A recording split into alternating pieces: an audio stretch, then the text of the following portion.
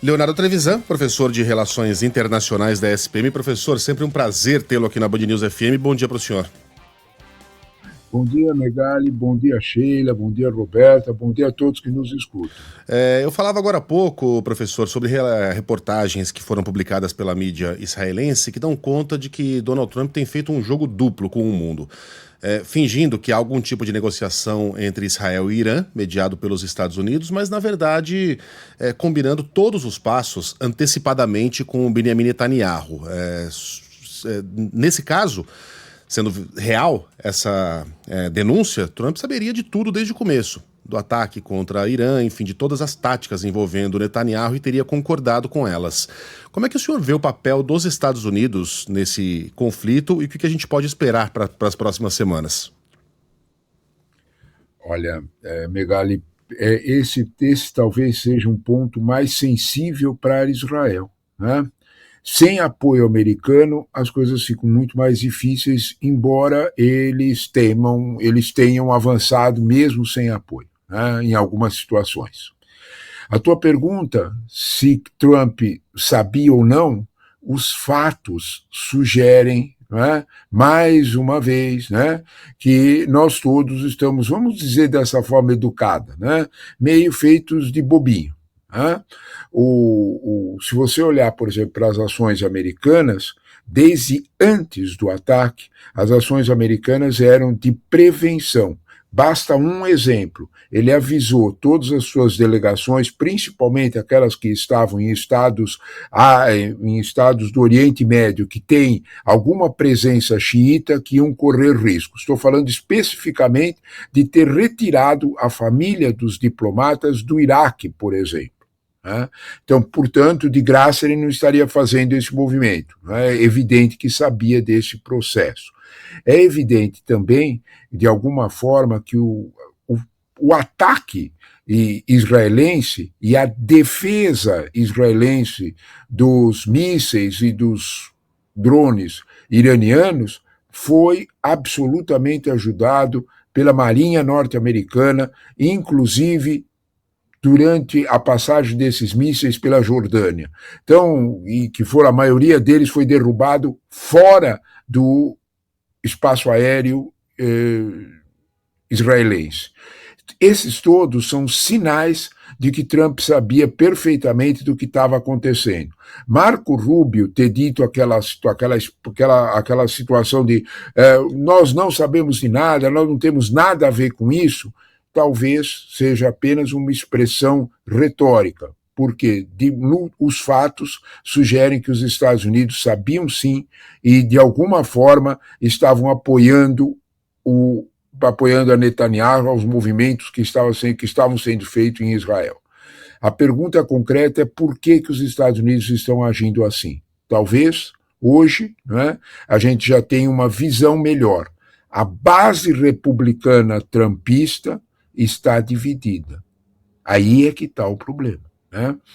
Tucker Carlson, por exemplo, o famoso apresentador da Fox News, que é representante de toda uma ala, né, porta-voz de toda uma ala republicana, condenou explicitamente o apoio. Nós não temos nada a ver com essa guerra. Israel tem o direito de fazer as guerras que quiser, mas não de nos arrastar juntos. Essa expressão foi repetida por outros congressistas da direita republicana. Em outras palavras, a base de Trump não é tão unida assim quando o assunto é guerra. Trump, talvez, olhando para essa divisão da base, tenha mais uma vez procurado, não vou falar em mentir, né? Mas quase isso, dizendo especificamente que ele apoiava, que não sabia de nada, e quando sabia perfeitamente do que estava acontecendo.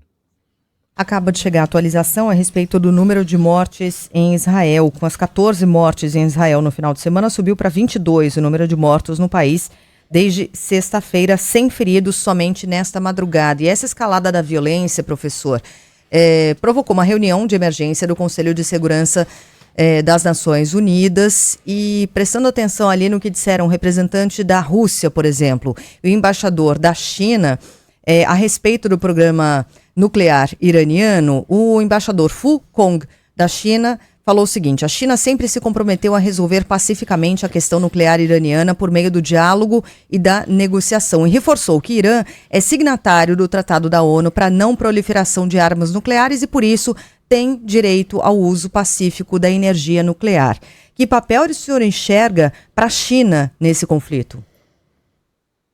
Esse ponto é central, né? Porque, na verdade, o grande apoiador, aquele que de alguma forma é o apoiador seguro do Irã é a China, né? A gente precisa lembrar que é nos dois sentidos isso, né?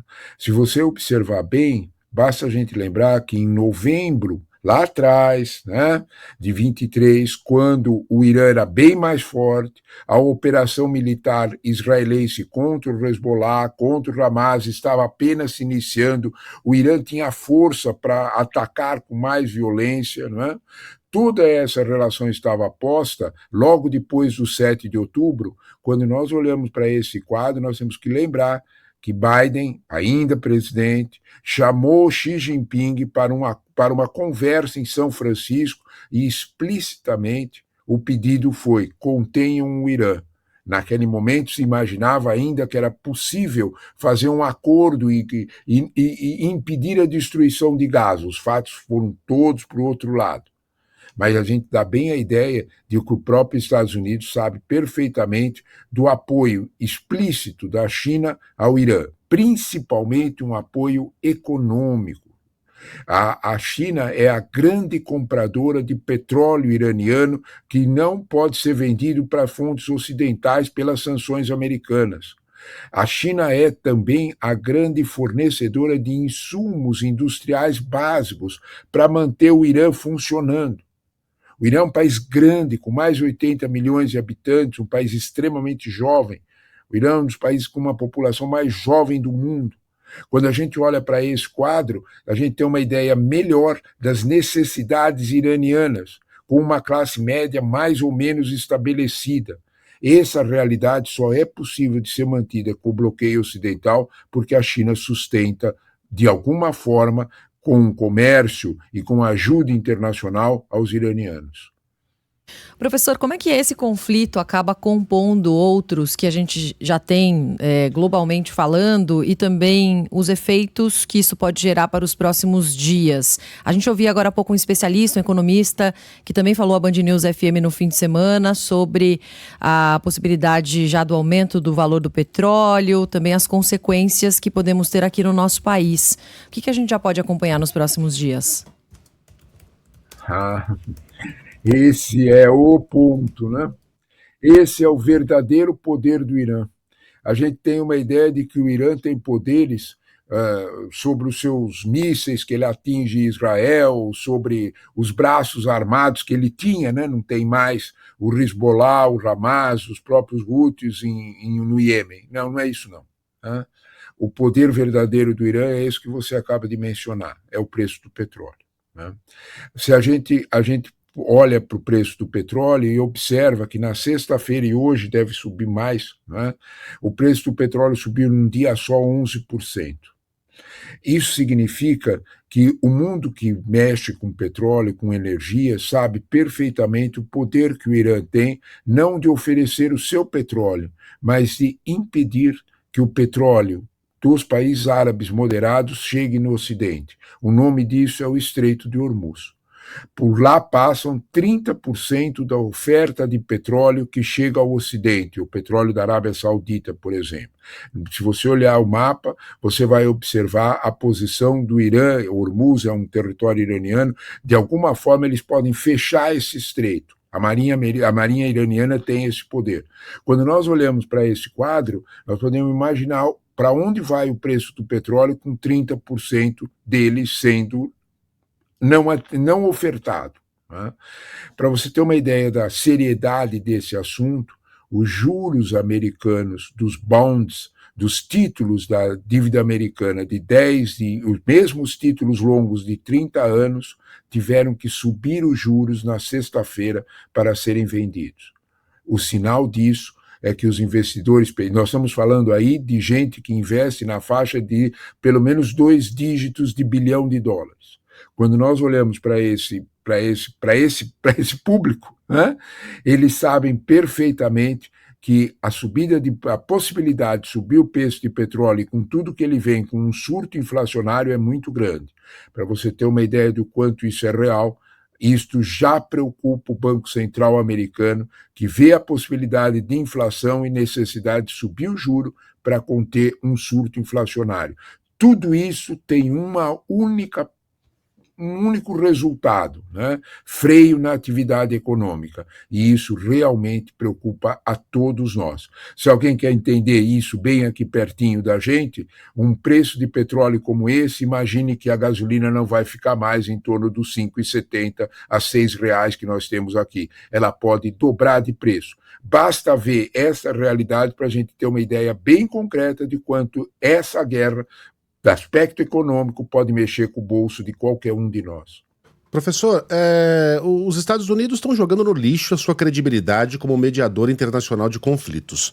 Hoje é impensável a gente imaginar uma imagem como aquela de 2000 em Camp David, quando Bill Clinton conseguiu fazer com que Ehud Barak e Yasser Arafat apertassem as mãos. Parecia haver um caminho para a paz ali mediado pela Casa Branca. Hoje isso não aconteceria, nem envolvendo o Irã, nem envolvendo nenhuma liderança palestina. Não há a menor possibilidade. Os americanos estão tomando posições. A Europa está se fortificando. Eu vi uma charge ontem que é tristemente real. Mostrava um alemão irritado porque como se atrevem a começar uma terceira guerra mundial sem eles. A gente parece estar caminhando para um beco sem saída, né? A gente não tem quem possa hoje mediar uma negociação entre tantos lados em guerra. Para usar a frase famosa de um personagem de humor aqui, e agora quem poderá nos defender? De onde poderá vir a solução para a paz, professor? Esse ponto, Megali, esse ponto é central porque, na verdade, nós estamos falando do primeiro PIB do mundo. Quando a gente olha para os Estados Unidos, né, para você ver o quanto você tem razão, o orçamento militar norte-americano de 2024, esse dado é do Instituto de Estudos Estratégicos de Londres, que é quem regula essa situação e todo mundo confia. O orçamento militar norte-americano foi de 955 bilhões de dólares. Né? Olha o número, quase 1 trilhão. Né? O segundo orçamento é o chinês, foi de 255. O terceiro é o russo, já fica por falta de menos de 70. Dá uma olhada.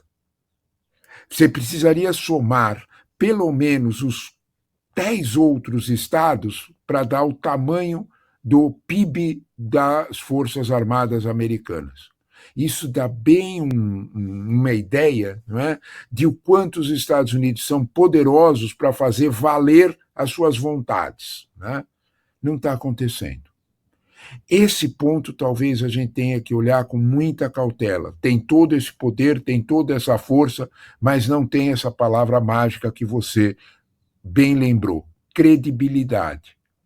Você lembra, Megali, que o Trump alardeava durante a campanha presidencial e todo mundo acreditava que seria possível, né? Que o dia seguinte que ele chegaria na Casa Branca, a guerra da Ucrânia acabava.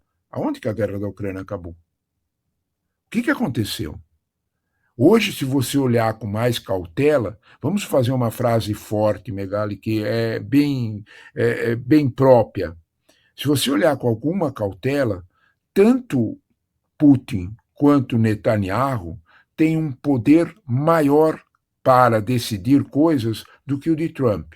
Se você me permitir uma frase, quem é refém de quem? Se a gente olhar bem para o que aconteceu nos últimos dias, a gente tem uma ideia que o centro decisório que empurrou o ataque israelense às instalações nucleares contra um acordo que estava sendo desenhado com os Estados Unidos foram os ultra-ortodoxos israelenses. Eles é que pressionaram Netanyahu e obrigaram a fazer, por razões da política interna de Israel. Os Estados Unidos não tiveram poder nenhum.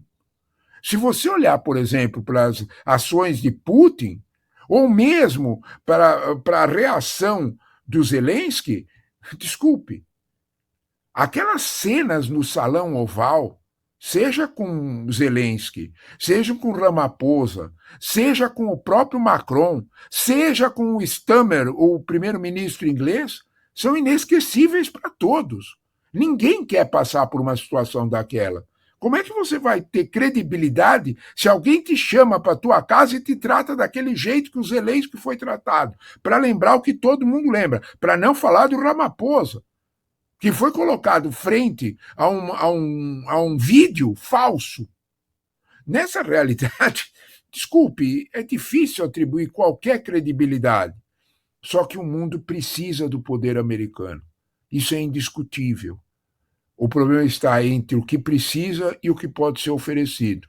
Você fez muito bem de lembrar esse aspecto da credibilidade, porque sem ele, como é que você faz com que qualquer contendor, seja ele quem for, aceite? Eu vou lembrar um fato assim bem real da diplomacia americana, né? Todo mundo lembra do que eram os terríveis ataques do IRA, do Exército Republicano Irlandês. Lembra do acordo de Sexta-feira Santa que o Bill Clinton fez e que na prática fez a Irlanda se transformar numa potência tecnológica de TI? Ora, isso tudo é dos anos 90, com credibilidade absoluta. Para a gente não lembrar todos os acordos de Camp David, isso é inviável hoje. E o nome disso é bem claro. Né? A posição radicalizada de uma atitude isolacionista americana, do Make America Great Again, assusta a todos. Quando você se propõe a ser o primeiro antes de qualquer um, como é que você senta com o outro para que o outro te escute? Se você vai ser o primeiro, não vai sobrar nada para mim. De alguma forma, esse ponto nas relações internacionais empurra, sim, a essa atitude que você lembrou sobre o rearmamento europeu. O rearmamento europeu, é bom a gente não lembrar, a história serve para isso, a Alemanha é o que é, né? A gente precisa lembrar daquela figurinha com o bigodinho, né?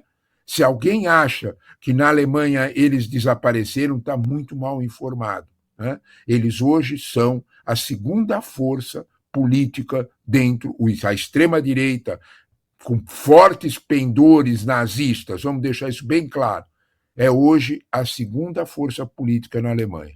Olhando para a Europa inteira, a direita mais pesada está subindo de forma muito concreta. Você tem toda a razão. Os Estados Unidos apaziguador, aquele Estados Unidos forte do Roosevelt, que falava em liberdade, falava em democracia, hoje desapareceu.